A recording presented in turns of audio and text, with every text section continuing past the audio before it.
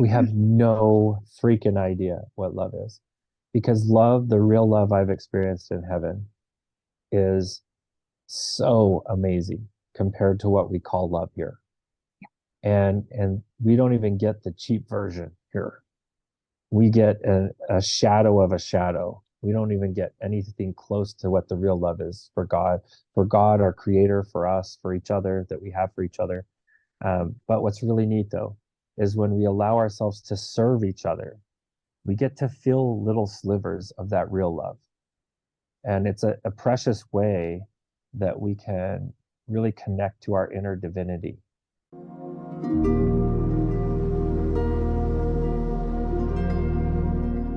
Today, I'm excited to welcome Vinney Todd Tolman to the show. Welcome, Vinney. It's such a pleasure to have you here. It's awesome to be here with you, Chrissy. I'm really excited about this today. I've I've watched your story so many times. So it's so fun to have you here with me on my show. And I'm so excited for all the listeners that have not heard your story before to get a little taste of it. And anyone who has heard it before to dive deeper into different parts of your story. So with all of that being said, let's start with what was life like? What were you like leading up to your near-death experience? So prior to my near-death experience, I'd worked for about 4.5, almost 5 years in TV and film. I was a set producer and worked to help produce a major TV show and also produce some major motion pictures as well. But I was really full of myself. I was 25 years old, earning a really great income, and learning some interesting ways to utilize that income for entertainment on the weekends. And being that as it may, I essentially grew up in the construction industry. I started doing construction when I was very young, and I knew construction really well. So when that TV stint ended, I ended up going back to construction. I was actually in construction when this all happened. I was building custom homes as a framer, and I was an amateur bodybuilder. My day to day included waking up really early, hitting the gym, running to the construction sites, running a couple of crews, and then hitting the gym again after work, and finding some entertainment here and there. That's pretty much my life back then.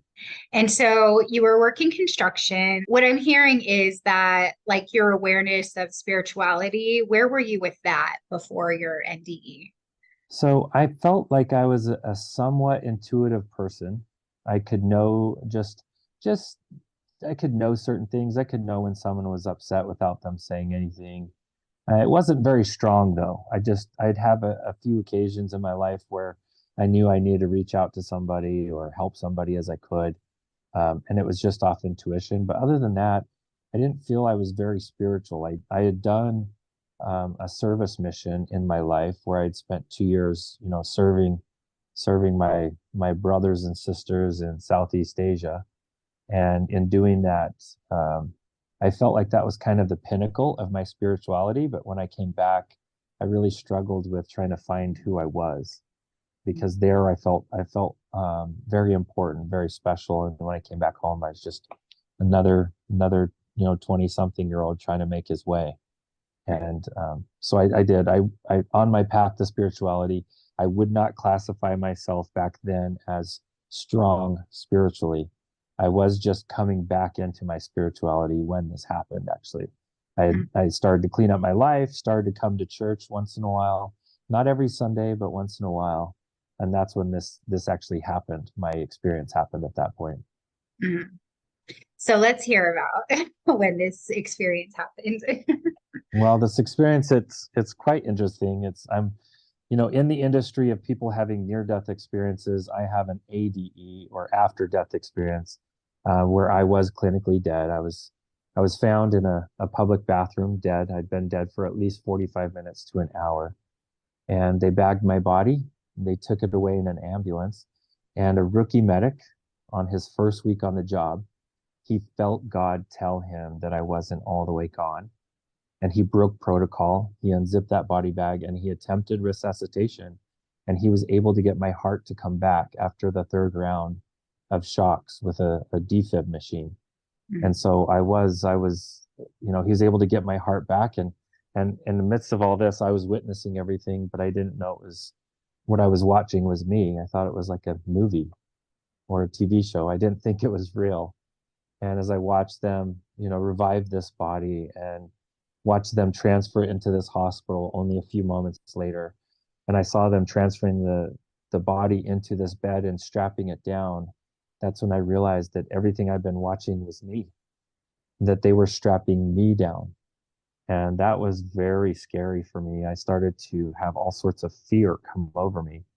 And I had this thought of, what an idiot. How could you not know that you've been watching your own death this whole time? And and it's so hard for people to understand, but it's you can't explain it. It's like going to a movie and seeing someone who looks like you on the screen, and it's not you though, because you is over here watching the screen, and that's what it felt like to me. And until I actually saw that they were strapping me, my arms, I didn't feel it was actually attached to me or connected to me. But I did have that reconciliation that yes, this was happening to me. I had the proverbial life review. I saw everything bad I ever did. I saw everything bad I ever did from the people I did it to, and from my eyes as well. And then shortly after that, I saw all the good I ever did.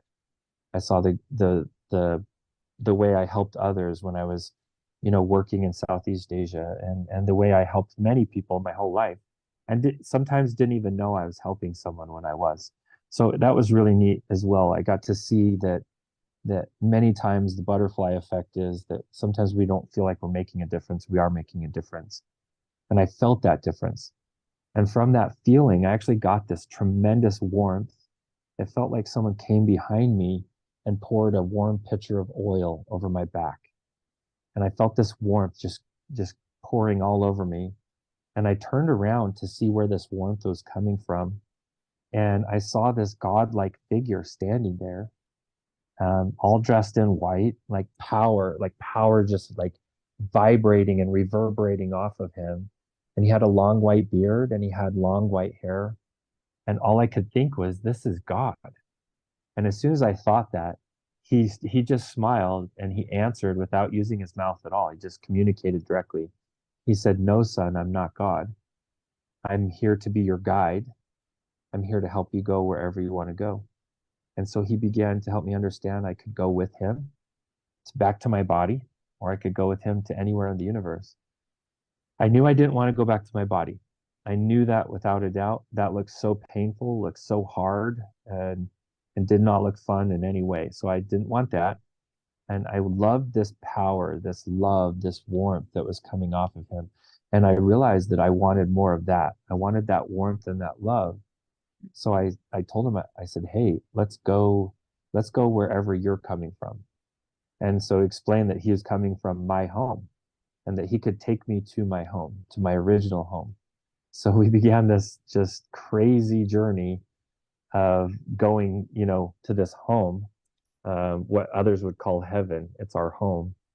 And so we began this journey. It was quite profound. Me being raised Christian, I was raised Christian. I felt that maybe I had some type of like special access to heaven that normal people don't get. So I Mhm. thought, just go ahead and let me in. You don't need to, worry about all the hurdles. I'm Christian.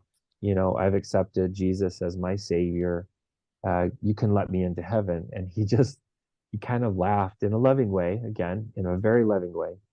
And he explained that he was very happy that that's the path I chose. But he also needed me to understand that there were some very strong principles of love that I had to fully embody for myself to get into heaven. And the way he explained it is, heaven exists at such a higher plane, at such a higher vibration of love, that I had to really raise my love vibration to get to that space. And that's what we did. We started this journey. First and foremost, the most important thing he taught to me was how to be authentic. And he asked me, he said, do you feel that you're authentic? And I said, yeah, definitely I'm authentic. And then he said, well, are you the same person when you're with your mom and your dad, or with your friends at church, or with your friends at on the movie studio set? Are you the same with your construction crew friends, or maybe your nightclubbing friends? Are you the same person with all of these people? And I responded honestly, no, I'm very different. I'm a very different person with every single one of those groups. And he helped me understand that I needed to go to the core of who that person was in between all of those people, and peel away the masks and find that there's a core, a true core of who I was, that I was allowing to be with all those people. And that was my authentic self. And he said that until I could find who that was, I couldn't begin this journey. I couldn't even go towards heaven until I could figure out who I was. And so I began that process. He had some exercises and some tools that he helped me understand who I really, really was. In my heart of hearts, my core of cores, who I who I was to my core. And as I started to gain a vision of what I really was, then he helped me understand what was next is to understand why we're here on earth. He helped me understand that we're here for schooling, that earth is a school. It's always been a classroom. It's never been a courtroom. And it's a place for us to learn and to grow. That's it. Not to be judged, but to learn and to grow. Even though the judging happens, that's us. That's not God. And that we're here to pick up lessons, learn skills, attributes, make choices, learn how to grow this soul of ours, the spirit of ours, and get ready for what's next. And that brought me to the third principle, which was love. That I needed to learn how to love everyone, and learn that love is the foundational energy of the universe. It's what makes everything run, everything. And once we embody that love, once we understand that love, we get keys to the whole universe, because it is giving us access to everything once we understand and we can embody that love. But it's funny, at that point, he showed me again about authenticity, that until I could be authentic, I couldn't feel or share love. That someone who's not authentic can't feel love. How can they share love, or how can they give love? And that was kind of an aha moment for me. That was a big brain breaker for me. Yeah. Yeah, I want to stop right here and ask a couple of questions because, sure. well, I mean, just in what you've shared already, I'm just like, I have so many curiosities that I could dive into. But what you just said was that you couldn't love until you learned how to be authentic. And Yes. one of the things that I've said for years is that authenticity is love informed. So I'm just going to check the box that I do know what's Yep. going on. You do, absolutely. But And it's funny too. You look at some of the happiest people in our world today. Who is it going to be? The really small children, when before they're 5 years old, they're extremely happy. And then the really old people, the very elderly generation that are above 85, most of them are very happy. And it's funny how we end up becoming very authentic and happy when we come into this life and when we exit this life. But in between, we kind of get messed up. We allow our inauthentic nature to take over. yeah. Yeah. I'm curious if you got any more insight into that. But what I want to understand right now is you were on this journey. Were you guys traveling somewhere? Were you just, when he was showing you these things, like how were you shown? Or did you just know? Like, I So really from want to know. I'll tell you from my perspective of what was happening at the time, it felt like I was in some type of energetic craft, but it wasn't some spaceship. It was actually like a an orb or a sphere of light and energy that was protecting me and allowing me to take on these lessons. And as I could, we would actually move, but we were moving with a very fast motion from like point A to point B, but not just point A to point B, from low understanding to high understanding. So we weren't just moving directionally, we were moving in frequency. We were raising the frequency or vibration of who I was. Yeah, which is funny Wow, because that's you think, well, you don't have a body anymore. Why does that matter? Well, the soul, the spirit is its own body. And mhm. even it could not go to heaven until I got it to the right frequency, to the right tuning for me to actually get there. Yeah. Yeah. And so you weren't a body. Did you feel like you had a form? Oh, I did. I had an energetic body. I looked down and I saw myself and my what I thought was my body, but it couldn't be my physical body because my physical body I watched die and come back alive. So to Right. me, it had to be something different, something else. And what I've learned since is it is the energetic body. The Mhm. energetic body is kind of like the soul imprint or the soul itself. But even the soul itself, in a very high way, is actually just a fractal of the core self, or a fractal of the true being. And so my recognition of looking down and seeing a body was just a recognition of this small fractal of who I really was, in my core of cores, who I really was. Yeah. Wow. That's so fascinating. Okay, I didn't mean to interrupt because we were in No, these you're good. principles, which I really love the principles. I love how your story came out with such clarity. Mm. I'm a check mark girl, so I love lists. Let's continue with your list. Well, the next principle that I had to understand was listening to my inner voice, and that I was taught by Drake, my guide, which I did learn by then. That's what his name was Drake. He helped explain that all of us have this direct connection to our creator. And no matter what name we put on our creator, even if we don't believe in a creator, we still have a connection to the creator. And that connection gives us an inner voice. It gives us a gut instinct. It gives us an intuition, and that there's ways that we can listen to that intuition and we can strengthen that intuition. And it's funny because they were teaching that to me as I'm getting to heaven. And I'm like, isn't that like a little late? But even in heaven, you're using that intuition, you're using that direct connection to the creator. So it was vitally important for me to embody, even as I was going towards our home, heaven. And that helped me understand that there are certain enemies to that inner voice, and one of those is technology. And that technology wants to replace the inner voice. It does. And by nature, it will. It will eventually replace completely the conscience or the intuition or the spirit self. And people will rely on technology instead of ethics, morals, or values. They'll just rely solely on what their technology tells them to do. And so, this happened back in 2003. Technology was not so advanced back then, but yet it was so evident, even back then, that technology was an enemy to that inner voice. So Wow. I teach people about what's called your hour of power, and that's the first 30 minutes when you wake up and the last 30 minutes before you go to bed.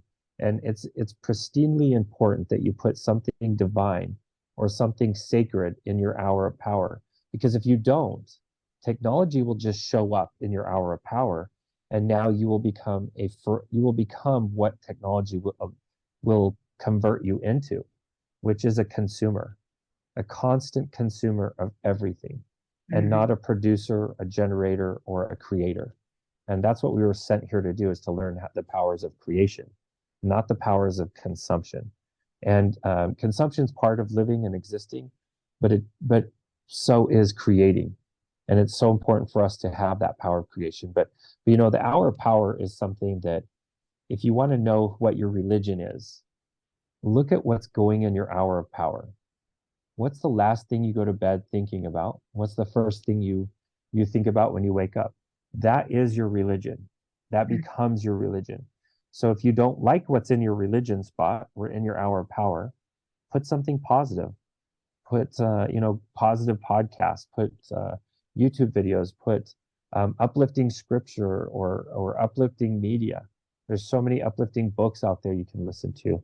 And of course the traditional scriptures, the Quran, the Torah, the Bible, the Old Testament, New Testament. It's important for people to seek out something positive in their hour of power, because if they don't, technology will fill that time. It Yeah. will. Yeah. What I What I feel like the way I'm interpreting that is if we don't make a choice of what to consume Yes, in that time, then technology is going to decide for us. And exactly, we exactly. literally have the power to program our minds. Absolutely, absolutely. We are the creators of our own universe, and someone who says their technology doesn't manipulate them, I challenge them to do this. Talk loudly around your phone about something you've never talked about, and watch your ads start popping up with those things on them. And I'm telling you, the phones, the technology, they are strategically working to help us be the best consumer possible. And that's really what it's all about. That consumerism can tend to be a slavery of sorts. And part of my process was not just using technology responsibly, but also releasing prejudice. And that was my sixth principle I had to learn, to release prejudice. I didn't feel I was prejudiced at all. I felt that I was probably the least prejudiced person out there. But yet, Drake, he said, well, if you're not prejudiced at all, how do you feel about prejudiced people? And I just went off. I was like, I hate prejudiced people. They're so horrible. How can they believe the way they are? And how can they be the way they are? And he helped me understand. He actually showed me as a being, and me not seeing myself on the prejudice team. He showed me walking over to the prejudice team and joining their ranks, arm in arm with the prejudiced people, by me hating prejudiced people. So that was another huge aha brain breaker moment where I had to realize that I was prejudiced against prejudiced people, Mm. and mostly, racist and misogynistic and that type of person. I was very against them. So I had to release that. And I had to realize, for me not to be prejudiced, I could not be prejudiced even against prejudiced people, which led me to the seventh principle. And the seventh principle is the power of creation. It's like what we were just talking about. We Mm. are our own creators, and the true power of creation is our thoughts.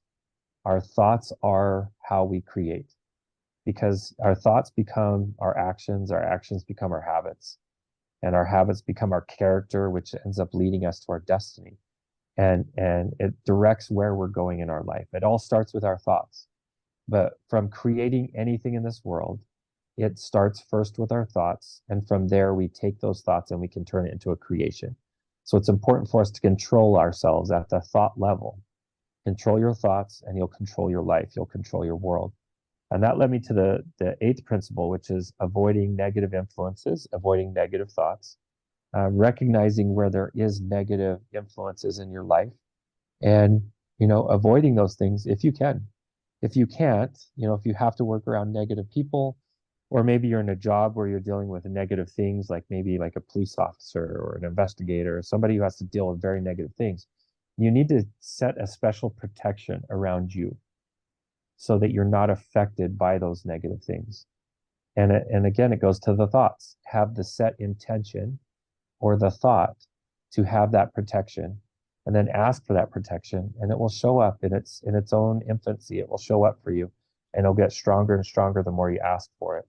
And that led me to the ninth principle, which is going a step beyond understanding negative influences, understanding that there is purpose even in the negative.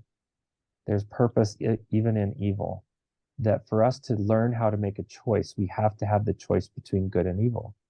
And to remove evil completely, and to have no evil on this planet, is to remove the ability to grow from making that choice. So we have to, unfortunately, have the choice for evil. So evil is a necessity for our growth. And when people ask me, if there's a God, why would God allow so many bad things to happen? I would challenge them to check into the situations where the bad things are happening and really see it from a spiritual perspective. And you will see in the most horrific situations that God has special protections around those people, those souls, so that they do not get affected by those situations in the long term. That only the body gets affected, only the experience of the body gets affected. And with that special protection, we're able to be here in this protected state of love, making our choices, even from good and evil, and growing from it. And that's what it's all about. And that led me to the last principle that Drake taught me, that we're all one, that all of us are fingers on God's hands. And for any of us to harm or to hurt another finger is to hurt oneself, that we are all one. And we're not one in combination, but we are one in unity of energy. And when we hurt each other, we are in essence hurting ourselves.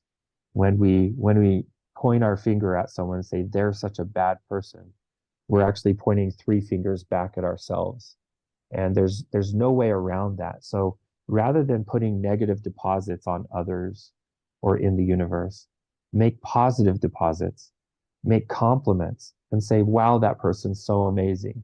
And we get 3 times that energy back towards ourselves. So it's vitally important for us in our process of learning and growing here that we learn the power of the positive energy and making those positive deposits, because we are all one.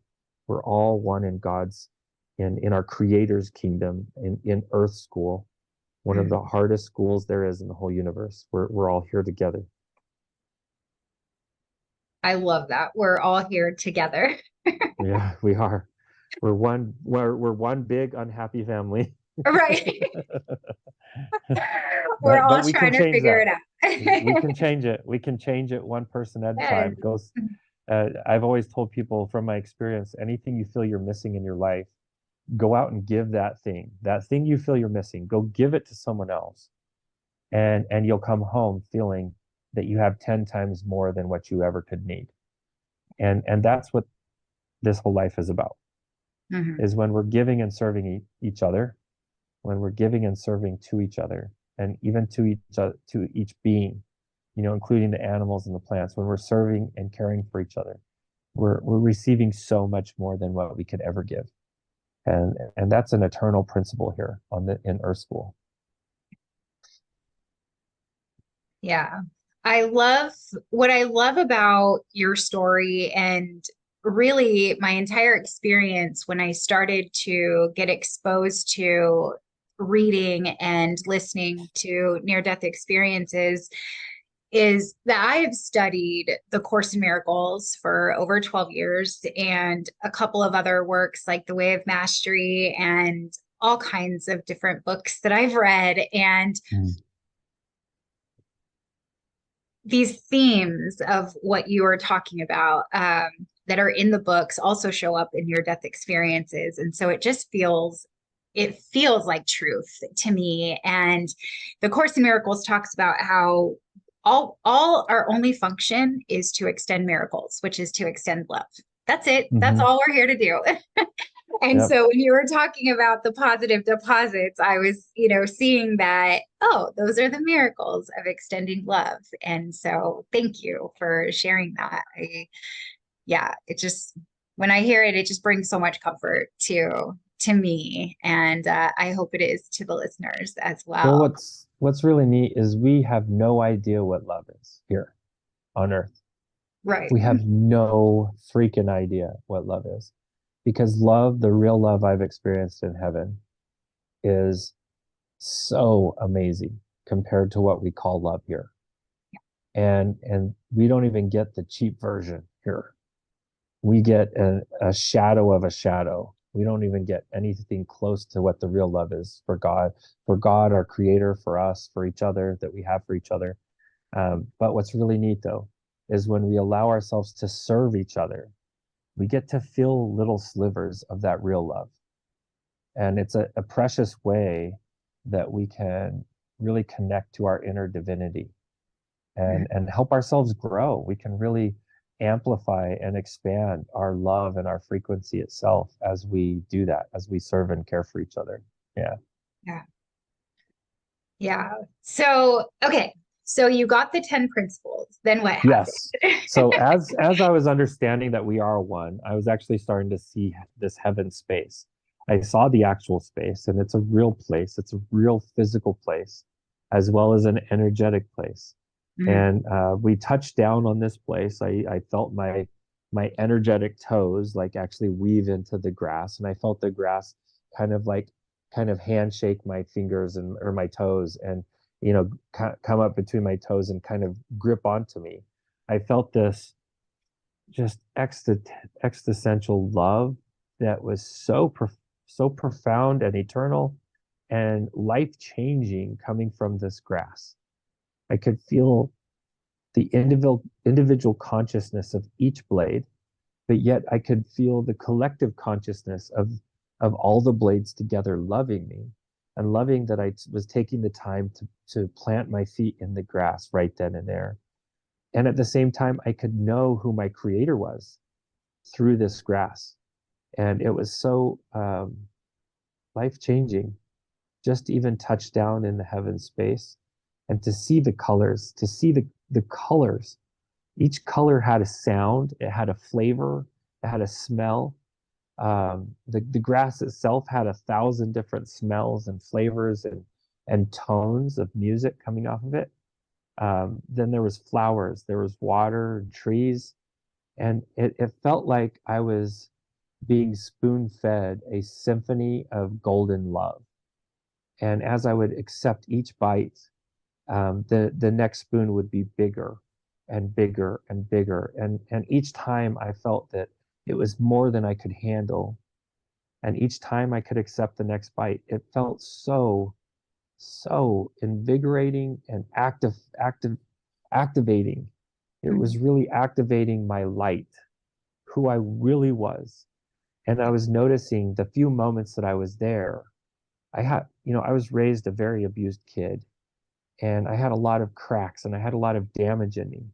And that damage was quickly being sewn up and wiped away and cleansed of me. And that's when the water approached me. The water actually approached me and asked if I wanted it on me. And I said, yes, I want more of whatever all this stuff is. It's just amazing. Yes, I want it. And so the water came up over my toes first as well. And it came up over my whole body. And as it did, it made me whole. It filled in every last little gap and damage that life had allowed to be programmed or damaged into me. And I got to have a healing, a purification, and a quadruple upgrade, just a complete upgrade of who I was as a being. I felt that I was getting taller and stronger and more full of vigor and light as I just stood there and allowed this process just to be naturally, organically happening to me. And that's when I realized there was a building off in the distance. And this building was full of all this light and this passion. And I could tell this whole building was made out of one piece of marble. And the marble itself was alive with our creator, just like everything else. And that this building was a building of passionate learning without the apostasy of man, without the perversions of man. So you were able to learn true knowledge, not his story or her story, but true knowledge. And I was so excited to actually go towards this building, but I didn't get a chance. As I was, noticing the building and kind of experiencing the building with my consciousness, then Drake, my guide, he came up to my side and then came around in front of me. And he looked at me directly in the eyes and he said, Vinney, this is going to be very hard, but it's going to be worth it. And he brought me in for this hug. And this hug, it took me 10 years to be able to talk about this hug. I'm not kidding. This is no exaggeration. I could not talk about this hug for 10 years. Every time I would get to that point, I couldn't talk. I would just shut down. This hug was so full of unconditional, eternal love for me. Love that I could never deserve, ever. I could be an angel in the universe and not deserve this love. This love was so tremendous and so strong for just me. And that's when I realized that this love is for all of us. That God saw me as a divine masterwork, that God sees all of us as this divine masterwork, this symphony of all creation coming together in humanity, in energy. And as I was receiving this hug from Drake, I saw that my light became 8 times brighter than what it was on its own. and that his light became 8 times brighter than it was on its own. And that together we started pulsating out into the universe, almost like a pulsar, where it was like boom, boom, like these big pulses of light. And as these big pulses of light were going out to the whole universe, I started to hear my brother, my earth brother, my biological brother. He was speaking in my ears, and I could hear him saying a special prayer over my body. Now, meanwhile, my body was in a coma for 3 days. So I was brain dead in a coma. And this is at the end of the third day. My brother was giving a special prayer over my body. And I could see in my mind's eye my brother standing over my body and putting his hands on me and giving me this special prayer. And when he finished with that prayer and he said, Amen, I felt a pulling. I felt a yank. I felt like everything in me was pulled away and it was forced back into my body. And to me, my experience was over at that point. I was forced back into my body. But the process of forcing me back into the body, it felt as if I was this great whale and I was being canned into a sardine can. It felt so claustrophobic. Instantly, I felt so claustrophobic. I Mm. wanted to get out of there. So I woke up. I woke up at 1:11 in the morning.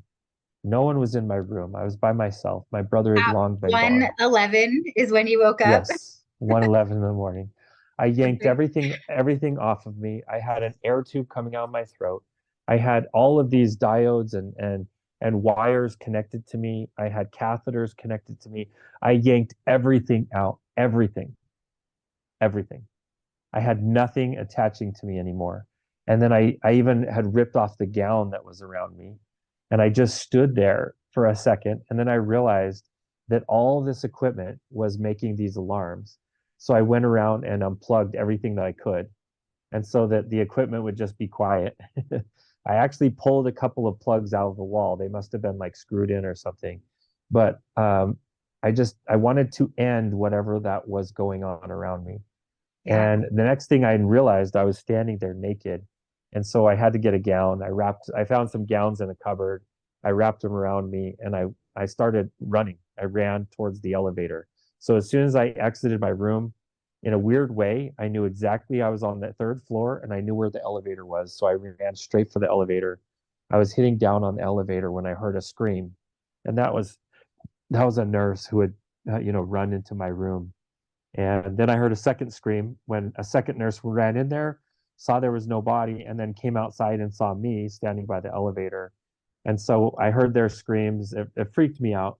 And in another weird way, I knew they would get in a lot of trouble if I left. And I probably would too. I probably would have been picked up by police or something, running down the street with a gown wrapped around my waist. Um, so I did. I went back to my room and I I allowed them to put a little heart monitor on my finger, but that was it. I wasn't going to allow anything else on me anymore. I had a very hard time even sitting in a gown. It was just really hard. Even talking about it like makes me hard to breathe. It was super hard that first day. Again, I woke up at 1:11 in the morning. I checked myself out at 7:30 in the morning. I had my dad come pick me up and I was fine. I woke up from this completely fine. I had some remnant effects of my molars in my mouth. A lot of them got shattered because I was having such bad seizures. When I first came back, it really shattered a lot of my molars. But other than that, there hasn't been much of a remnant effect whatsoever. Other than I have this crazy memory of being in heaven and meeting my guide Drake, which I ended up finding out 7 months later who he was. I was in this little town of Wyoming. I saw a presentation of history of this little town of Star Valley, Wyoming, and up comes this picture of my guide. I recognized him as soon as my wife pointed him out. I knew it was my guide. I recognized his last name, but his name didn't match who I knew him as. It said his name was Charles. And so I went to my grandmother who had the same last name. Her maiden name was the same as his. And I asked her, I said, Grandma, who is this Charles Kazare? And her exact response was, oh, you mean great grandpa Drake? He's pretty famous in our family. And to me, that was biggest aha moment. Yeah. Biggest aha moment. I now knew that God had a major purpose and a plan to all this. And not just that, I had been saved and guided and guarded by my great great great grandfather on my grandmother's side. So it was such a beautiful process just to get to there. And then since there, it's been 20 years. I've been, working with people, helping people on their own spiritual path. To me, I do what's called light worker. I do light working. I help people find their destiny. I help them amplify their spiritual connection. And part of that is my book, my experience. It in itself has its own mission to help people in that fact. Yeah, and that right. Yeah. Mm. Yeah. That is amazing how your guide was revealed to you who they were in this human world. Like, Yeah. that's just fascinating. And I know from your story, some things you said here as well, that when you had died, you were kind of like floating and the paramedic and, all these different like events along the way. Did you verify those? Yeah, I went and met with the paramedic himself. I wanted to do something for this guy. He almost got fired for breaking protocol. And I knew that. I knew that he was getting in trouble for what he did. And I knew because I called over to the office, the center that he worked. I called there a couple times to see how he's doing. Nobody told me anything. I heard from one of the guys though that he had gotten written up pretty bad. So I actually went to the EMT dispatch warehouse that they were out of, and I knew it was the one he worked at. So I was able to kind of figure out who he was, just in pointing to the other guys. Hey, who's the one who almost got fired? Oh, it's that guy. Okay. So I went and took him to lunch. He wouldn't let me buy him a sandwich even. And I wanted to talk to him about what he saw. To me, and I didn't really discuss this time, but the way it looked to me, it looked like he was glowing with light around his heart. And then I heard audibly, very loudly, a God type voice say, "This one's not dead." And I saw that twice. Mhm. And I asked him, I was like, "Did you see that? Did you know you were glowing?" I was like freaking out. I was total fanboying over this guy who saved my life. Right? And I was like, "Did you know God was in you? I could feel God in you. Like you were glowing." And he just kept shaking his head, and he just went like, I'll never forget it. He's sitting there eating a sandwich. He's like, "I don't know about any of that. I Yeah. just knew you weren't dead." And then he took like a bite of his sandwich. And I'm like, "What do you mean you just knew I wasn't dead?" And to him, it was just a knowing. It was just this gut instinct. He just knew it wasn't over for my body. Meanwhile, I did tell him this, and he confirmed it for me. I said, "Bro, I could tell you were thinking these thoughts that why am I doing this job if I can't help this guy?" And he was running that through his head the whole time when that message got delivered, "This one's not dead." And when I brought that up, it freaked him out. It completely freaked him out because even to him, that was going on, and he did remember that. He wouldn't talk to me about it, but he got emotional and got choked up. And I heard his mother's voice like speaking in his head, telling him certain things. And I confirmed that as well, and he got choked up about that. So to me, I know that there was some confirmation with that. But since then, I've had countless, countless confirmations where whatever happened to me in a way that made me way more sensitive. I can pick up on spirits that are around me all the time. I can pick up on thoughts people have about me or about someone close to them. I can read those thoughts. I feel those thoughts in me. And it's almost like this ability to be extremely empathetic. And Yeah. so when someone has a passionate or a strong emotion in them, I'm feeling it with them side by side, and they're not alone in that feeling. And so, my whole existence since then, it does feel crazy, but at the same time, I know it's God given. I know that for sure. I've been able to help a lot of people who wouldn't ask for help. I was able to help because I knew what was going on in their lives. And it's been a beautiful experience, a beautiful ride, and I'm excited to see where, the mission of my experience goes, because it's really bigger than me, way bigger than me. And for a lot of people, they feel changed after they hear my experience. They feel like they're not afraid of death, and I'm not afraid of death. I'm super excited about it. I know. Next, I just keep debating with God. I'm like, God, make sure it stays this time. Like, no rejections. This is it. Like, I'm only going back for good next time. So Right. yeah, Don't tease me again. Like, let me exactly. stay Oh the my next gosh. time. Yeah.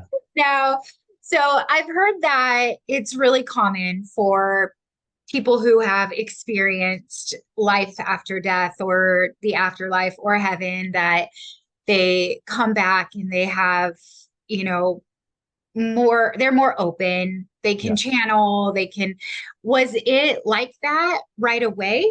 And Right away. how was that for you if before So you weren't really I that spiritual? I've always been somebody who really trusted and believed science, what you could prove, the numbers, the statistics. I was in construction, so I loved engineering. I love science, like the physicality, the touchability of science. I love that, right?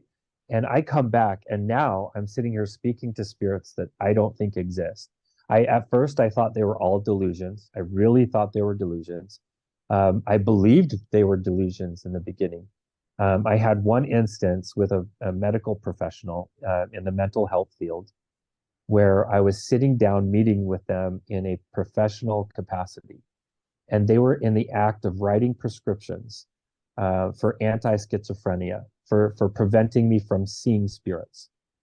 And as he was sitting there writing these prescriptions out for me, his own grandmother came and stood in front of him and said, and she was like very, very adamant, don't you dare take these prescriptions until you deliver this message to him. And I'm like, I'm not going to deliver a message for you. He's only going to add another prescription and it's going to make me feel crazier. And she said, don't do it. Don't you? And she was like trying to block my energy of even reaching out and grabbing these prescriptions, which he was getting done writing at that moment. And as he got done writing that last prescription, as he's handing them to me, and I'm starting to reach for him, I go, Doc, I got to tell you something. We're already on the crazy train. We're there. I need to tell you this. I've got a lady here. She says she's like a grandmother figure for you, and she has some memories you've forgotten. I need to remind you about. And I just laid it all out there. Like, it only took like 10 seconds. His eyes got as big as coffee saucers. They were huge. Like, he was holding the prescriptions. He started shaking. He like leaned back. He ripped up the prescriptions. And without saying anything other than this, he said, get the F out of my office. And this is like a really good Christian guy. And I knew he's Christian because he had pictures of Jesus all over his office. And I didn't know what to do. I left the office. Even his secretary, his nurse, that was, receptionist, she was like, what did you say? What did you say? He's never talked like that to a patient before. Wow. And I'm like, I don't know. I just told him what I thought was the truth. And I left. And a few moments later, I was driving down the street. My phone rang and I picked it up and it was him. He apologized. He said, Vinney, I've never, ever told anyone about that. He said, I even forgot that that had happened to me. But you bringing it up helped me remember that's the whole reason I got in the mental health field. And it was it was a scary as hell experience for me to realize that there's some truth to whatever this delusion I was having. And I needed to work that out in my own mind. And I did. Over the years, I've worked out that there's certain messages I need to deliver. There's others that I don't deliver. I'm not just going to willy-nilly listen to every spirit, because there is a lot of good spirits and a lot of bad spirits. But I was very blessed that this was a loving message and it was delivered in the right way to help me realize that there's truth. There's absolute truth to what I was experiencing. And I had to come to terms with what that truth was. And it's taken me years to understand and to embody that truth. But one thing I guarantee you, spirit consistently and regularly expands me outside of my comfort zone. constantly, always. Yeah. Yeah. But that's where I grow. In my vulnerable moments, that's where I grow. Yeah. Yeah. I haven't had a NDE, but I think I'm on that same path where I'm constantly expanding. That's what it feels like. Now, so you said, so this was 20 years ago in Mhm. 2003. Yeah. Was it easy to talk about? Was it difficult to talk about? What was that like for you, It like was, coming out you of this know, my experience? my wife, who I met my wife right after I had my experience. We knew even before we went on a date, we were going to get married. We knew there was like this divine path to all of it. And I expressed things and communicated with her, but only her in the first couple of years. After 3 years, I started to share it publicly, but only in really small snippets. Because as soon as I would get to either the hug that I got from Drake, or I got to the feeling of love I got right when I started to cross over, I would just turn into this puddle of tears. And as a man, that's hard to do. But there were certain places that, in a sacred way, I could do that and honor the experience. And most times that was at churches. So I did share it in church congregations, all sorts of church congregations over the years, but many times it was in some type of religious format. That's how I shared it. And years and years ago, I got to go to a conference and meet an earth angel named Louise Hay, and she was the owner of Hay House. She owned the publishing company and the radio and everything. And I had told her about my story, and she made me promise that as soon as I was done writing it, I would bring it to them and we'd work something out. And that was years and years earlier before she passed away. And then when she passed away, I felt like this strong calling that I still had to do it. And after I would always share the experience verbally with people, they always would ask me, "Well, where's your book? I need your book so that I can share this with my friends." And it took me quite a few years to write the book because this whole experience happened outside of what our words can describe. And to even put it into words is to downgrade it, completely downgrade it. So it took a finite process to do that with a very skilled writer. And me, myself, working with Lynn Taylor, who is that amazingly skilled writer, that together we were able to pull off a good enough version.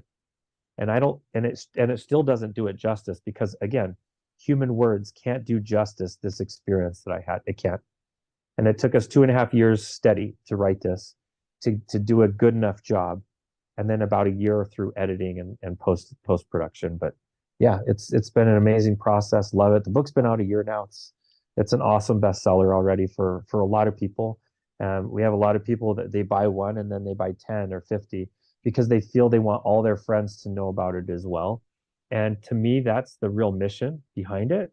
Mhm. Is I have a lot of people that are saying, I walked away from church, I read your book, and now I'm coming back to church. To me, it's not about what religion you're at. It's about understanding that God wants a personal relationship with you. And if that's in a religion, awesome. But if it's not, still awesome. I think that we need to fully understand God believes all of us are divine masterworks and that God wants a personal relationship with us, not through a minister, not through a church, but a personal relationship. And that's really what it's all about, is activating that personal relationship with your creator. No matter what name you want to give to the creator, activate that relationship and start being a better version of yourself every day. And that's what this is all about. That's what my experience is all about. Yeah. I love how you said that it just like landed in a way that I've heard it many, many times before, but to hear you say in this space that what God wants, and I call it God, but what source, creator, what the universe, what God wants is a personal relationship with us. It's not Yes. even one-sided. Like that to No. me is like, wow. Yeah, big time. And what's crazy is our creator is constantly reaching out to us. We're the ones that are putting up the umbrellas and trying to block that. And we don't have to. It's not hard. All we got to do is recognize what the umbrella of blocking is and collapse it, remove it. And now we have this very personal relationship with the creator. and one that we can connect to every day and realize that never at one point in our whole life were we ever alone, ever. And we've had teams of souls and spirits and angels around us everywhere we go. And that this world would convince you that it's a dog eat dog world, but it's not. It's a God love, God build world. That's what this world is. But it's all perspective and connection to the Creator. Yeah. Gosh, this has been so much fun to spend this time with you. I have a couple of questions that I ask all my guests. So before Sure. we go there, is there anything else that wants to be said that hasn't been said yet? Well, I think that the most important, and I like to have this be my underlying message of my experience. God believes we are the divine masterwork. So we need to believe it. Believe it and know it, that you are the divine masterwork, that God loves you, Creator loves you, Source loves you in the form you exist now, not the form you're gonna be or you were once, but who you are now. In the now, God loves you. And so accept that love, embrace that masterworkness within you, and allow yourself the greatness you deserve. That's it. Thank you so much for that. The first question that I ask all my guests is how do you define God? Me personally, I see, feel, contact, connect, and and feel plugged into my source, my creator, my God in every aspect of existence. I feel God in my breath. I see God in my own eyes, in the eyes of those around me. I see God in the doves outside. I see God in the trees, in the plants, in the light, in the butterflies, the dragonflies. I see God everywhere. I can actually receive direct messages from God from a feather sitting on the ground, from a penny on the ground, from a license plate, from how many energies of light and dark are around at all times. I can feel and perceive God's intent, and I can feel that when God is trying to deliver a message, that our Creator doesn't deliver it in one location. That message comes from all different directions. And when we're ready to receive that message, we'll understand it's coming from everywhere, not just one place. And that the holiest temple of all the world is right here between your temples. That's the holiest place in all the world. And you can connect to God better there than you ever can in any mosque, any temple, any cathedral. That the holiest temple right there. Yeah. And that's where God exists. Thank you so much. That was so beautiful. The second question is, what would you say is the purpose of life? Well, life is a classroom. We come to the classroom almost like a spiritual gym. We come here to make choices, to lift the weights of choices, and it allows us to get better at making good choices and have the freedom and the ability to choose less of the bad choices. And that's really what it's all about, is learning to make those choices, learning to use the power of agency or free agency to make choices. And that's where we grow. That's where we amplify and grow our ability to make a difference in this world, is with our choices. Yeah. And from the smallest to the biggest, they're all important. Every choice is important. I love how you said that, from the smallest to the biggest, every choice Yep. matters. The final question is, if you could take one piece of wisdom that you have now, just one, because I know you have a lot, but just one, and offer it to a younger version of yourself, what would that one piece of wisdom be? It would be one sentence. You're not broken. You're you're precious. That's it.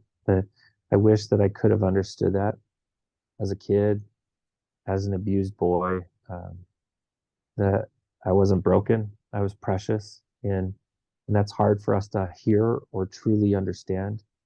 But sometimes, what makes us, most times, what makes us is the hardships, is the obstacles, and that's what makes us who we are. That's what shapes us. And to me, that is just as important as the good stuff happening to us, if not more. And that helps us know who we've become. Yeah, We are precious. Thank we you. are precious. And how do people find you, work with you, get in touch with you? So I have a nonprofit. It's called Living God's Light. So they can find me at our website at livinggodslight.com. Of course, my book is on Amazon and Audible. Internationally, it is only on Audible, but in the United States, it's on Amazon. Let's see. And primarily, if they want to do any work with me, I do all of that through my nonprofit at livinggodslight.com. Yeah. Awesome. I'll be sure to include all of that in the description. Vinney, this has been such a special interview. I just love your story. I'm so just grateful that you share it with the world, that you've written your book, and that you're bringing what you've learned in your experience to the world so that we can all just wake up and love each other together. Thank you, Chrissy. I really appreciate what you're doing. No matter what, you are making a difference. And you're a light worker yourself. You're out there fighting the fight, being a force for good in this world. And that's so needed right now. So needed. So thank you for you doing that. And as Namaste goes, the light within me recognizes the light within you. I appreciate all that you represent and do. So thank you, Chrissy. Thank you so much. This has been such a blessing. I would like to personally thank you for tuning in to this episode.